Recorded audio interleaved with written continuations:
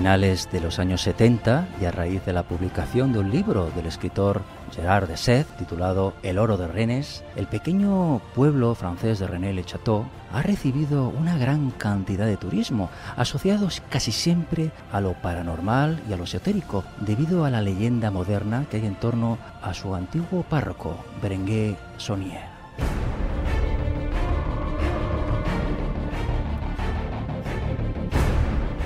Asimismo, a comienzos del siglo XXI y gracias al éxito del libro El Código da Vinci, ese interés ha aumentado ya que el argumento de esta novela tiene numerosas conexiones con la leyenda del párroco de Rennes-le-Château y con el presunto tesoro que hay escondido en dicho enclave.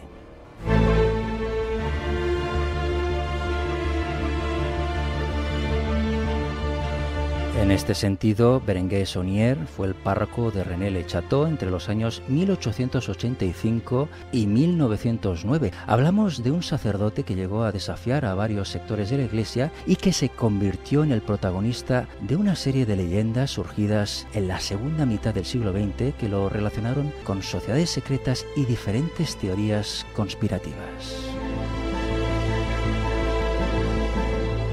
Precisamente, y tras años de investigación, nuestro siguiente invitado, en su última obra, nos muestra nuevas claves que complementan la historia de este enigmático lugar y que, de alguna manera, profundizan en su posible vínculo con diferentes sociedades secretas.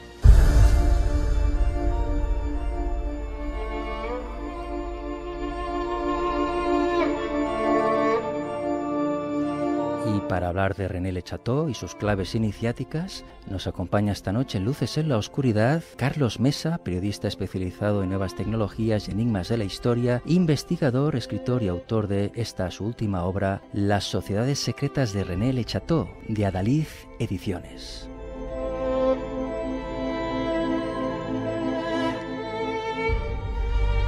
Carlos Mesa, muy buenas noches.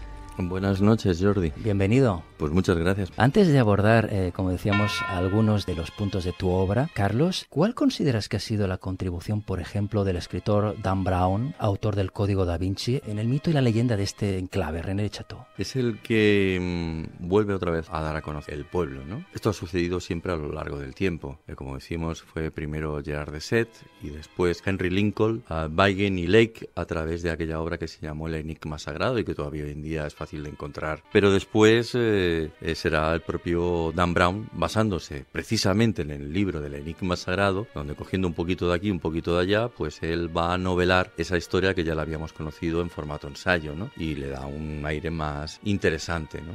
Apuntas que al respecto hay toda una serie de mitos y leyendas acumulados con el paso del tiempo, ¿no? Que para algunos son simples fraudes y para otros ocultan una verdad escondida. ¿Cuál es tu opinión acerca, por ejemplo, del misterio relativo a la extraña iglesia decorada al gusto del párroco Saunier? ¿Qué nos puedes contar de la iconografía de esta iglesia de Rennes-le-Château? Pues mira, brevemente pondremos un poquito a la gente al día, sí, ¿no? Berenguer Saunier, para refrescar a la memoria de aquellos que ya conozcan algo la historia y de quienes no la conozcan, diremos que es un cura que está enviado a Rennes-le-Château, a un pueblecito de apenas 200, 300 habitantes de finales del siglo XIX, más que nada porque este hombre no seguía las directrices del arzobispado que decía que tenían que ponerse a bien con la República Francesa, ¿no? Este hombre era más bien de ideas monárquicas y conservadoras, dado que en esas misas que él realizaba siempre habían diatribas contra la República Francesa, pues esto no sentaba muy bien a los parroquianos, y los parroquianos pues realizaban sus quejas al arzobispado de Carcassonne, ¿no? Con lo cual Berenguer Saunier fue destinado a un pueblecito de apenas, como digo, 200, 300 habitantes encima de una colina para no molestar demasiado, ¿no? Una especie de exilio, por decirlo de alguna forma. Y cuando llega allá, el buen hombre se encuentra con una iglesia completamente destruida que poquito a poquito intentará ir reformando. Y mira qué casualidad, tropezó con algo que debía ser muy interesante. Este hombre, de repente, de la noche a la mañana, se va a enriquecer y, bueno, va a reconvertir toda esa iglesia derruida desde hace unos cuantos siglos, la va a convertir en una especie de icono desproporcionado, ¿no? Donde vemos ahí una serie de barroquismos y un gusto kitsch muy extraño dentro del interior de la iglesia que todavía hoy en día nos llama poderosamente la atención. La pregunta primero sería, ¿qué es lo que encontró? Sí. Y segundo, ¿por qué la decora de esa forma tan peculiar, ¿no? Que cualquiera que vaya allá enseguida pues se va a dar cuenta, ¿no? Esos colores tan chillones, esas columnas egipcias a mitad de la iglesia, ¿no? Ese suelo aderezado, esa especie de diablo ahí colocado en forma de pila de agua bendita, dándonos la bienvenida. Asmodeo, que ahora hablaremos. El número 22, si hablamos de la iconografía, de los símbolos, ¿no? Es recurrente en toda la obra de este abad Saunier. El pórtico de la entrada de la iglesia está resguardado también por un compás de 30 grados, símbolo masónico, y justo debajo hay una María Magdalena que sostiene un crucifijo con una inscripción en latín que significa «con este signo vencerás», una frase utilizada por el emperador Constantino en la batalla del puente Milvio. ¿Es cierto, Carlos, que la iglesia de René-le-Château está dedicada a María Magdalena? Parece que sí, en el pórtico de la entrada lo dice bien claro. Y además, extrañamente lo lees en castellano, ¿no? En realidad seguramente es latín, porque se dice de la misma manera María Magdalena en latín que en castellano. María Magdalena tiene una festividad que, como todos sabemos, después del Concilio Vaticano II fue aprobada el 22 de julio, y el número 22 es el recurrente de María Magdalena, un número gnóstico, por cierto. Así que el número 22 es bastante habitual de encontrárselo por allá. Algunos dirán que es una simple coincidencia, pero sale muy a menudo. Cuando tú decías, con este signo le vencerás, bueno, pues allí cuando sumamos las letras en francés nos aparece el número 22. En el número de peldaños que hay a la hora de subir a la Torre Magdala. Bueno, quizás si hablamos de esa iconografía también, el elemento más renombrado de la historia de René-le-Château sea el que comentabas ahora, ¿no? El demonio de Asmodeo, ¿no? En forma de pila de agua bendita, ¿no? ¿Qué función desempeña este demonio? ¿En qué sentido es el guardián del umbral de esta iglesia? El demonio de Asmodeo, según algunos antiguos libros hebraicos, es el guardián del templo de Salomón. De hecho, engañó a Salomón en alguna otra ocasión, pero luego al final Salomón, después de un cierto periplo, pudo recuperar un anillo con el que podía someter al propio diablo y lo volvió otra vez a convertir en el guardián del templo de Salomón. De modo que si realmente aquel es Asmodeo, está resguardando el templo de Salomón. Y de hecho, cuando accedemos a su interior, lo primero que vemos es que el suelo es ajedrezado, como precisamente se describe en el libro de los Reyes del Antiguo Testamento, y aquí es cuando lo vinculamos con el tema de la masonería, ¿no? Porque la masonería siempre utiliza, bueno, la masonería cree que el primer gran arquitecto fue el propio Salomón, bueno, en este caso Hiranabif o Jeroboam, que estaba a las órdenes de Salomón. Y tanto es así que incluso en época medieval había un gran secretismo para saber cómo construir las columnas salomónicas, ¿no? Cualquiera que sepa un poquito de albañilería sabrá que son tremendamente complicadas de hacer con 4 cuerdas. Hoy en día, con los recursos que tenemos, sería algo más fácil, pero en época medieval era bastante difícil. Por lo tanto, ese conocimiento que entraba en esa masonería operativa por ver cómo se realizaban estas columnas que te acabo de describir, pues formaban parte de todo ese intrínseco relacionado con el tema del templo de Salomón. O sea que podemos decir entonces, Carlos, que esta iglesia está decorada al estilo del templo salomónico, al igual que las logias masónicas. Sí, y inclusive en alguna que otra pintura allí dentro también vemos, al examinar el Vía Crucis de cerca, vemos que aparece por allá alguna que otra torre del antiguo templo de Salomón. Tal y como apunta nuestro invitado, los masones se consideran continuadores de la Orden del Temple y por tanto sus logias están decoradas al estilo del templo salomónico, incluyendo las famosas columnas principales Boaz y Jaquín, ¿no? Y Jaquín. De hecho, el suelo de damero de la iglesia de René-le-Château ya se menciona en el templo del rey Salomón, ¿no? ¿Es cierto que dicho suelo nos conduce a un singular fenómeno que se da durante el mes de enero? Bueno, esto es una historia que circulaba por allá y que de hecho ha sido comentada en sucesivas ocasiones, pero este fenómeno luminoso yo diría que se produce prácticamente todos los días, porque cuando realmente el sol se coloca a primera hora de la mañana, cuando se introduce por el este a través de uno de los ventanales, estás viendo que siempre ilumina más o menos la misma zona del suelo. Eso quiere decir que no hay que esperar a que llegue estos primeros meses del año para ver ese fenómeno de las manzanas azules que dicen que sucede, ¿no? Yo lo veo casi siempre que hay luz a primera hora de la mañana y simplemente entrando en la iglesia de René-le-Château cualquier día del año. Podemos decir que cuando uno entra a este enigmático templo de René-le-Château comienza de alguna manera evocar connotaciones iniciáticas con ese aire masónico y también martinista, podríamos decir. Sí, es que aquí se dan dos cosas. Tú entras allí dentro y ves mucha rodilla al descubierto.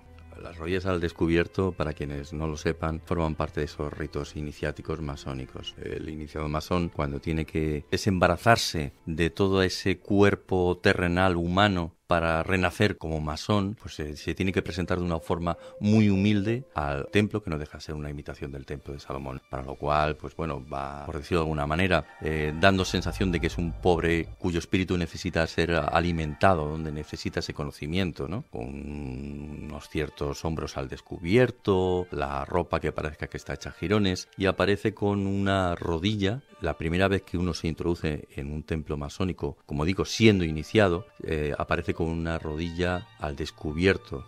Si es la rodilla izquierda, nos habla del grado de aprendiz, de modo que aquel que entra con esa rodilla izquierda al descubierto y con un dedo apuntándose hacia la misma, está indicando precisamente que quiere introducirse dentro de ese grado de aprendiz, dentro de los ritos masónicos. Pues bien, tú accedes a la iglesia de Rennes-le-Château y te das cuenta de que San Juan está bautizando la figura de Jesús, y Jesús tiene una rodilla al descubierto, y precisamente es la rodilla izquierda, la rodilla de aprendiz. Pero es que también te lo vas a encontrar con San Roque y con algún elemento más allá. Es decir, aparecen varias rodillas al descubierto, lo cual te llama mucho la atención. Respecto al tema martinista, esta es otra. Digamos que dentro de la masonería hay como unos 200 ritos diferentes. Eso quiere decir que hay muchísimas formas de estudiar masonería. De modo que los masones unas veces ven unas cosas y otros ven otras completamente distintas. Lo digo más que nada porque el rito más común es uno que se llama el rito escocés antiguo aceptado. Es el más conocido y el más divulgado, creo que por toda Europa. Pero hay 200 ritos diferentes. Hay 200 ritos diferentes, claro. ¿Qué ocurre? Que te puede llegar un hermano masón del rito escocés antiguo aceptado, entra allí dentro y dice, yo aquí no veo nada. Pero tenemos otro rito, que es el rito de Misra en Memphis, o el Memphis Misraín, es decir, el Alto y Bajo Egipto, ¿no? Es el rito egipcio de la masonería, y cuando uno entra allí y pertenece a este rito, enseguida se encuentra como en casa y dice, esto me suena, esto lo he visto, esto lo vivo cada mes en esas reuniones mensuales que hace cada rito, ¿no? Que se llaman tenidas, pero no acaba de encajar del todo. Es que se parece, pero tiene como pequeños fallitos que no sabe si son para despistar o es que están hechos a propósito. Así que empiezas a indagar un poquito más dentro de la historia y de los enigmas de la historia, y resulta ser que hubo un momento en que hubo una derivación en el siglo XIX del rito egipcio que se transformó en lo que hoy en día llamamos el martinismo.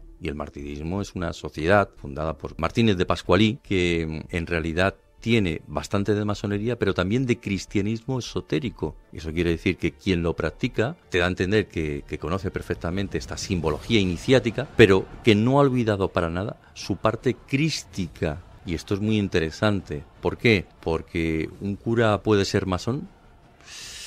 Podría, pero no es lo habitual. Pero un cura puede ser martinista, es decir, puede estar metido dentro de una sociedad sin haber abandonado esa parte de creencia en la figura de Cristo. Esto ya encaja más. Así que el martinismo, yo diría, bajo mi punto de vista, que es la sociedad que está detrás de la iglesia de Rennes-le-Château.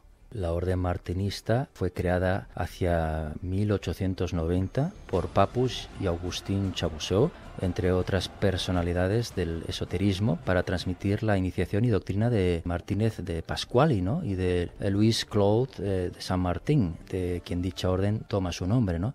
Bueno, lo que está claro, lo que hemos dicho hasta ahora, Carlos, lo que podemos decir es que toda la iglesia de Rennes-le-Château está decorada al uso del rito masónico egipcio, columnas incluidas, ¿no? Y que cualquier iniciado de este rito puede comprobar in situ.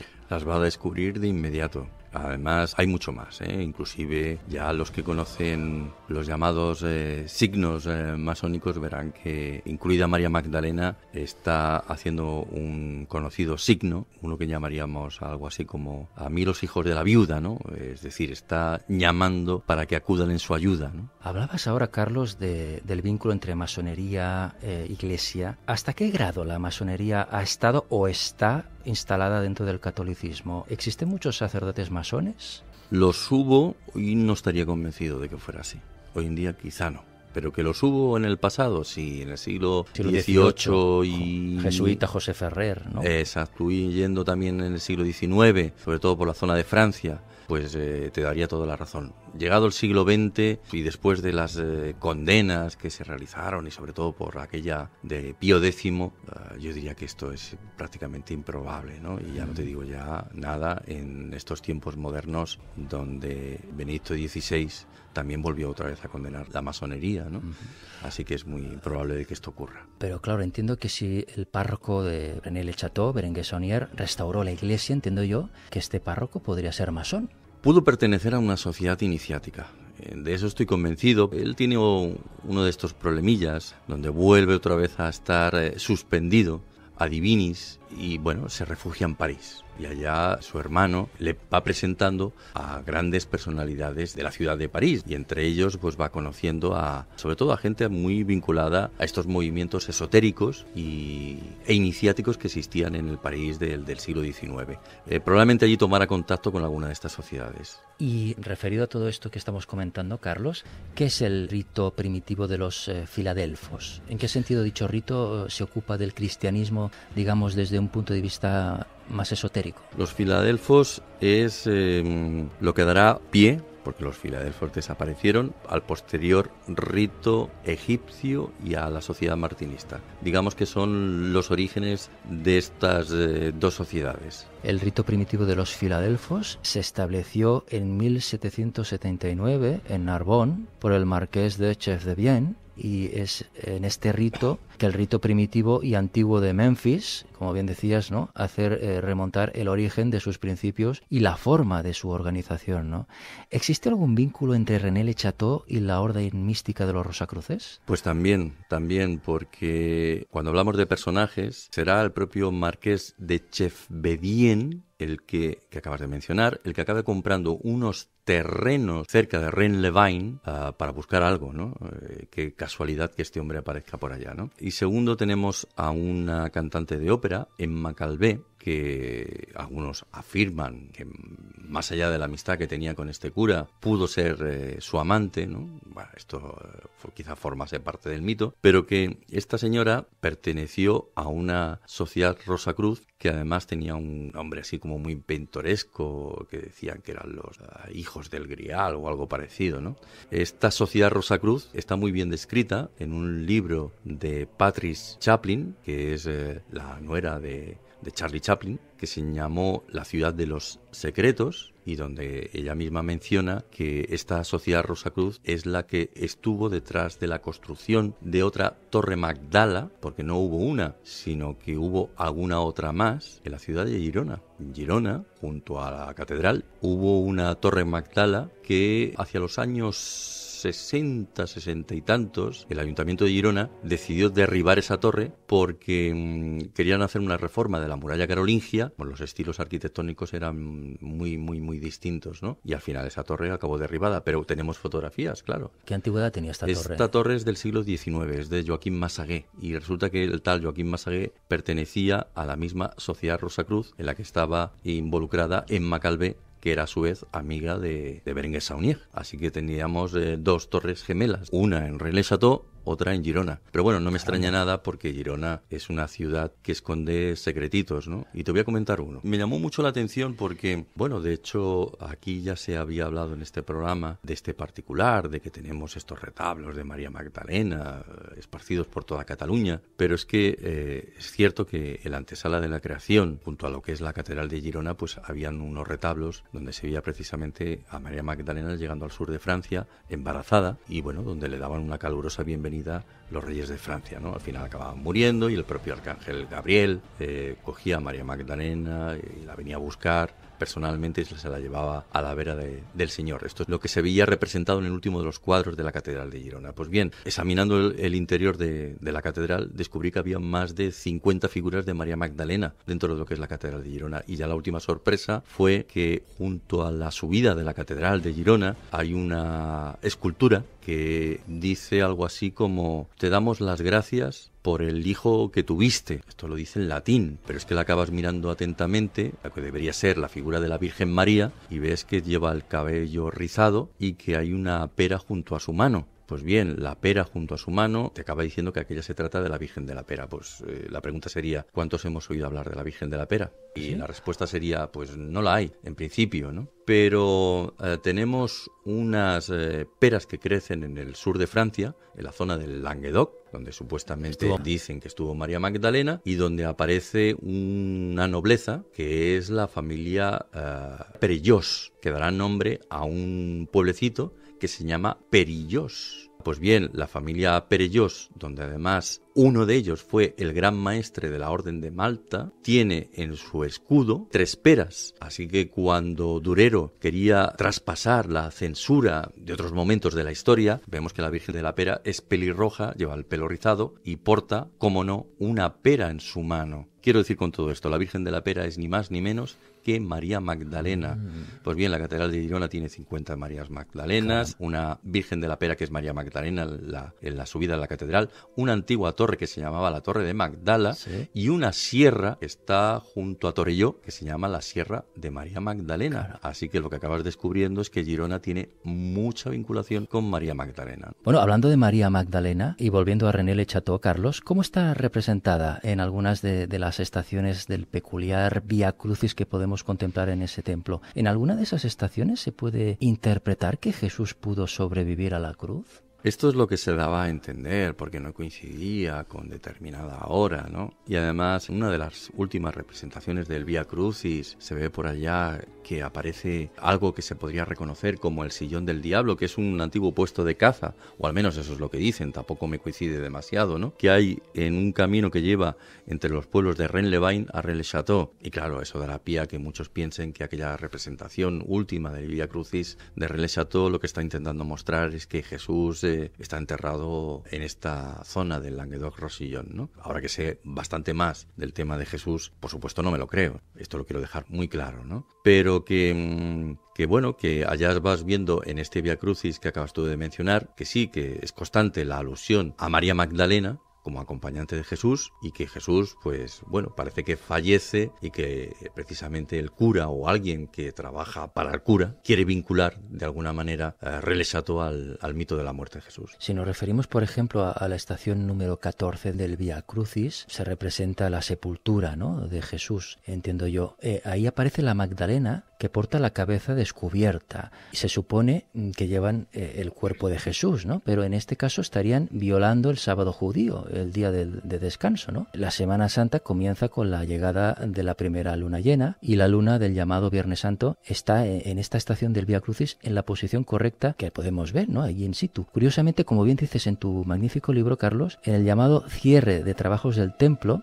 expresión masónica usada para acabar una tenida, la luna se encuentra a medianoche, como se expresa también en esta estación número 14 de este Vía Crucis, ¿no? Algunos investigadores aluden a una silueta conocida como el llamado sillón del diablo que comentabas ahora, ¿no?, detrás del cuerpo descendido de Jesús. Ese mismo sillón del diablo que se encuentra en el antiguo camino de Rennes-les-Bains y Rennes-le-Château, ¿no? O sea que el fallecido se encuentra en esa ubicación. Entonces, como bien decías, entraba ahí la pregunta o la interrogación de si era posible que Jesús de Nazaret estuviera, o los restos, en Rennes-le-Château, ¿no? De ahí vendría esa suposición. Sí, es lo que han querido ver algunos en toda esta historia. Evidentemente, un Vía Crucis no deja de ser un camino iniciático, ¿no? Empieza con el oriente y acaba con el poniente, es decir, empieza con el sol y finaliza con la luna, ¿no? Lo mismo que en un templo masónico, en realidad. Se abren los trabajos con la luz y se cierra cuando ya no hay luz, ¿no? Cuando aparece la luna, el sol y la luna. Es lo que estamos viendo un poquito allá.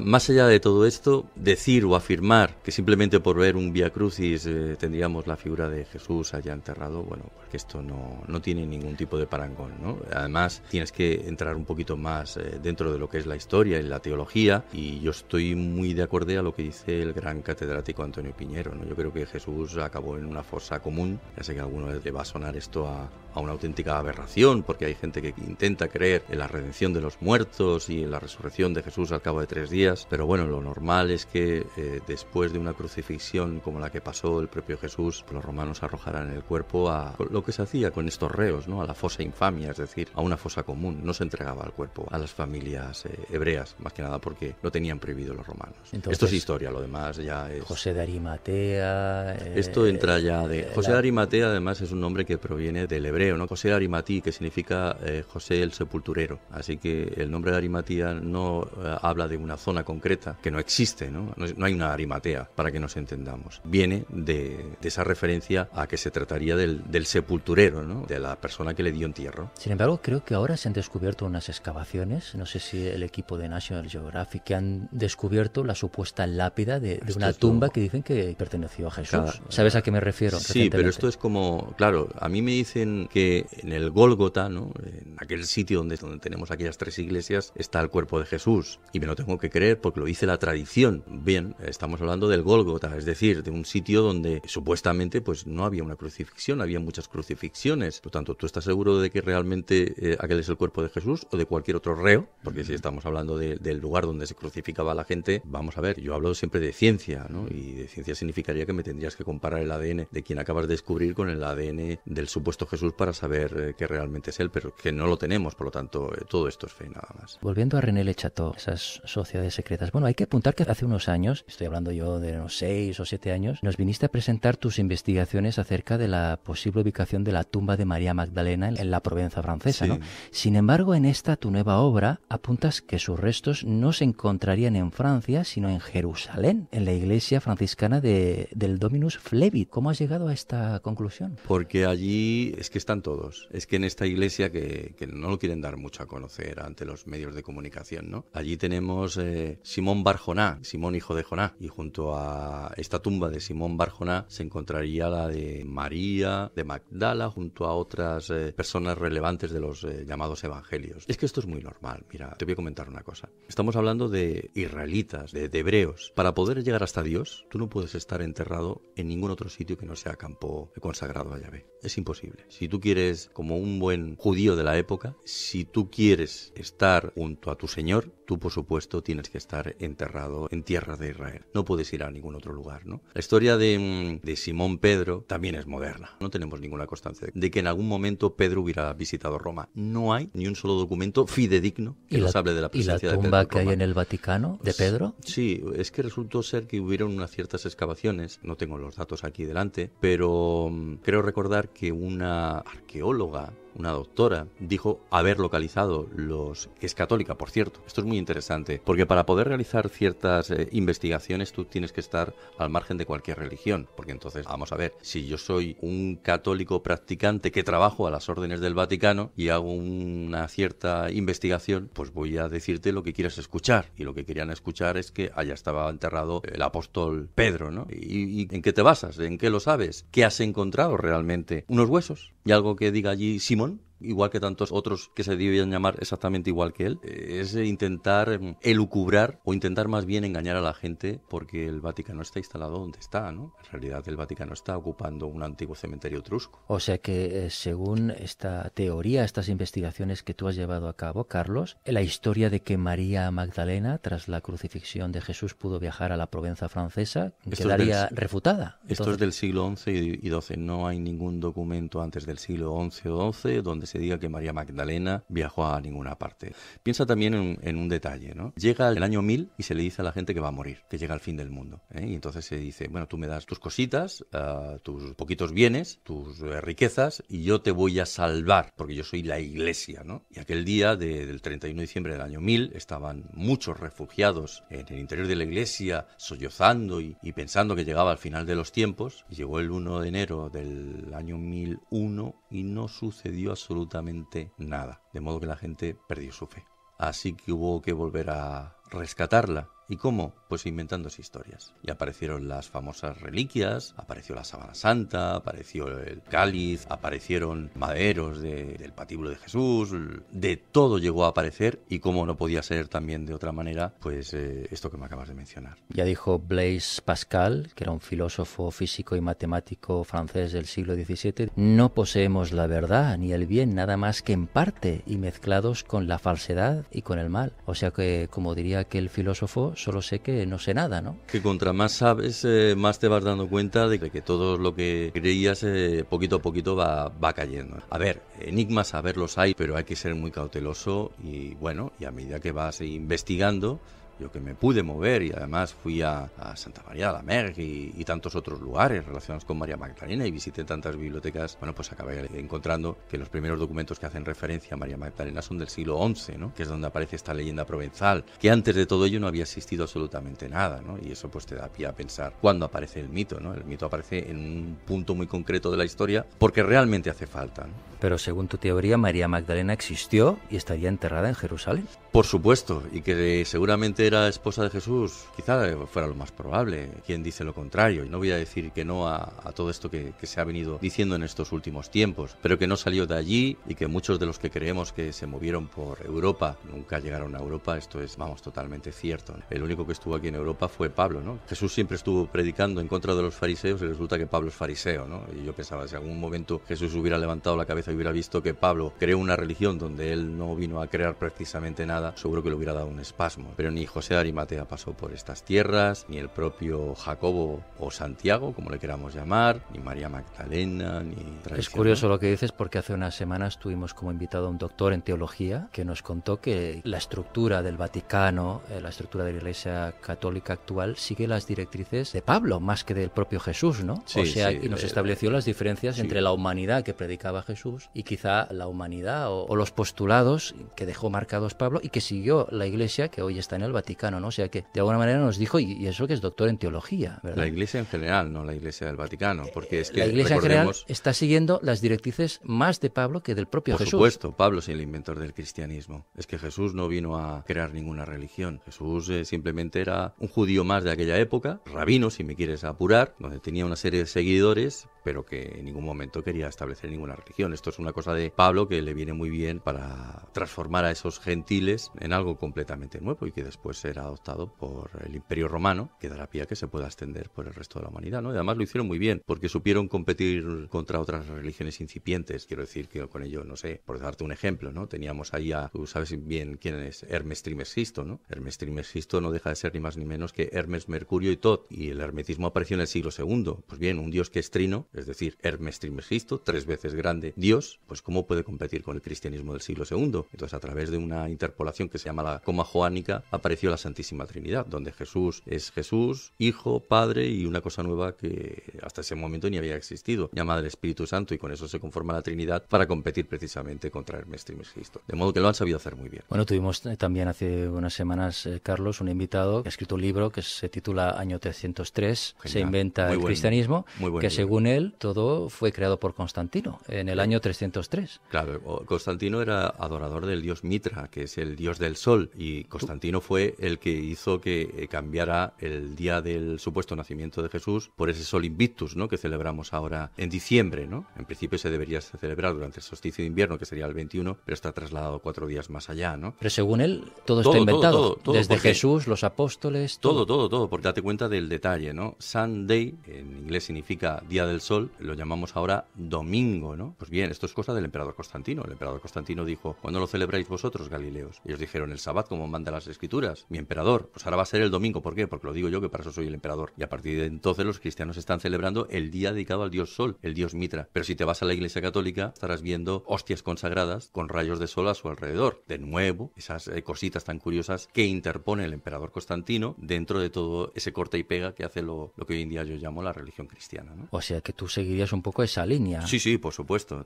Yo siempre hablo de historia. La historia tiene un problema que es que constantemente roza con la fe, ¿no? Y hay gente pues que necesita creer en algo, necesita creer en dioses. En Occidente, pues el dios que tenemos no deja de ser el que estamos mencionando, pero hablo en todo momento de historia, y lo quiero dejar muy claro. En tu magnífico libro, Las sociedades secretas de René Le Chateau, nos hablas también de la misteriosa cripta que hay bajo la iglesia de René Le Chateau, ¿verdad? De las investigaciones que se han llevado a cabo. Nos hablas también también de la sociedad Niebla, que es una sociedad a la que perteneció el propio Julio Verne, ¿no? ¿Qué relación tenía esta sociedad Niebla con René Le Chateau? Resulta que tenemos tres curas que constantemente se están viendo, ¿no? Allá, el cura de Rennes-les-Bains, Costassa, y el cura de René Le Chateau. Y uno de estos abades, en concreto el abad Gelis, en una noche se le localiza en su iglesia, se le encuentra tendido en el suelo, en una posición más bien propia de una momia, es decir, con los brazos entrecruzados, donde se ve que le han metido un hachazo. Y claro, lo que más te llama la atención es que junto a él aparece un papelito de fumar con la inscripción Viva Angelique. Cuando yo encontré una fotocopia archivada de este particular, observé que quizá no fuera Angelique, sino que pudiera aparecer una N con una especie de rayita en la parte de abajo, ¿no? Pues bien, da igual, llámesele Sociedad Angeline, Angelique. Ese es el sobrenombre de la llamada Sociedad Niebla a la que perteneció Julio Verne.